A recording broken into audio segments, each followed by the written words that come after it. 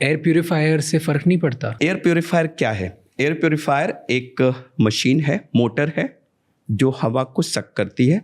अंदर एयर, उसके HEPA filters होते हैं, मल्टीपल लेयर्स उसके थ्रू पास होती है और वो वापस कर देता है।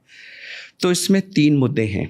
एक, जो उसकी हैंडलिंग कैपेसिटी है वो आपके रूम साइज के अनुसार होना चाहिए। अब जैसे आपका ये स्टूडियो है, तो इसमें मैं अगर छोटा सा वो रखा है, उसमें मैं छोटा सा अगर रख दूं, उसकी एयर हैंडलिंग कैपेसिटी आपके वॉल्यूम से कम है तो वो कुछ नहीं करेगा। एक। नंबर 2, जितने भी विंडोज एंड डोर्स हैं वो बंद होने चाहिए, जस्ट लाइक AC। अगर आपने AC ऑन करके विंडो और डोर खोल दिए तो वो बेकार हो जाएगा। एयर प्योरीफायर भी तभी काम करेगा जब आपके विंडोज और AC बंद है। तीसरा, यह उसी व्यक्ति को मदद करेगा और उतनी देर मदद करेगा जितनी देर आप इस कमरे के अंदर हैं।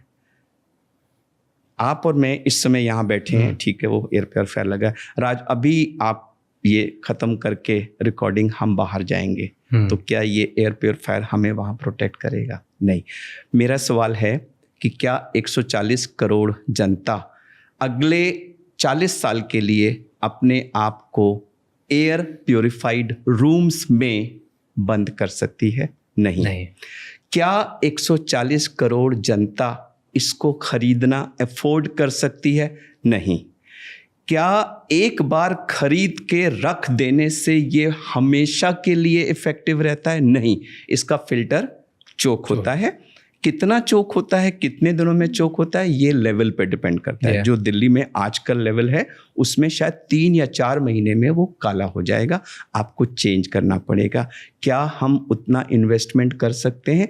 99% लोग इसको लगा के भूल जाते हैं, और जब ये चोक्ड हो जाता है ना, तो प्योरीफायर की जगह डर्टी फायर हो जाता है, क्योंकि अंदर आप खोल के देखेंगे तो उसमें इतना कार्बन होता है कि वो सफाई तो कर ही नहीं सकता।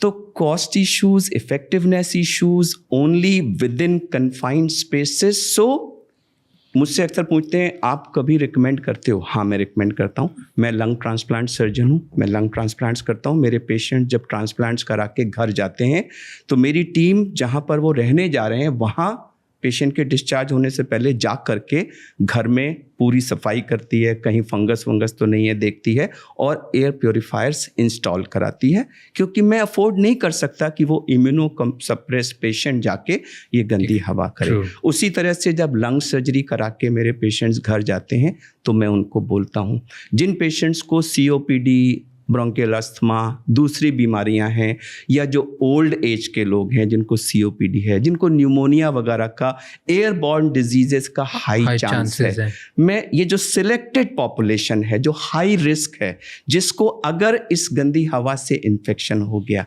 तो नुकसान होगा, मैं उनको रेकमेंड करता हूँ। But if you ask me, doctor Arvind, is air purifier a solution for air pollution? My answer is a big no.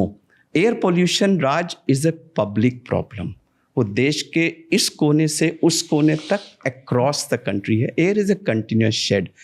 इस public problem का एयर प्योरीफायर जैसा प्राइवेट सोल्यूशन कोई सोल्यूशन नहीं हो सकता। बट ये सोल्यूशन एट लार्ज नहीं है, लेकिन जो लोग, कुछ गिने चुने लोग अगर अफोर्ड कर सकते हैं, घर पे लगाते हैं, तो दे शुड, राइट? श्योर। मतलब ये उस ना लगाने से तो बेटर है। अगर आप अफोर्ड कर सकते हैं तो आप ज़रूर लगाइए। मैं भी इनफैक्ट जो लोग थोड़ा सा हेजिटेट भी करते हैं तो मैं उनको मेडिकल ग्राउंड्स पे बोलता हूं कि भाई आप ये समझ लो ये ट्रीटमेंट का एक एक्सटेंशन है, क्योंकि आप नहीं लगाएंगे और कुछ दिन के बाद आप न्यूमोनिया लेके वापस आ गए तो उसके ट्रीटमेंट की कॉस्ट ज़्यादा होगी। Fair. Thank you so much ये क्लिप एंड तक देखने के लिए। अगर आपको और भी ऐसी क्लिप्स देखनी है तो राज शमानी क्लिप्स चैनल को सब्सक्राइब कर लीजिए।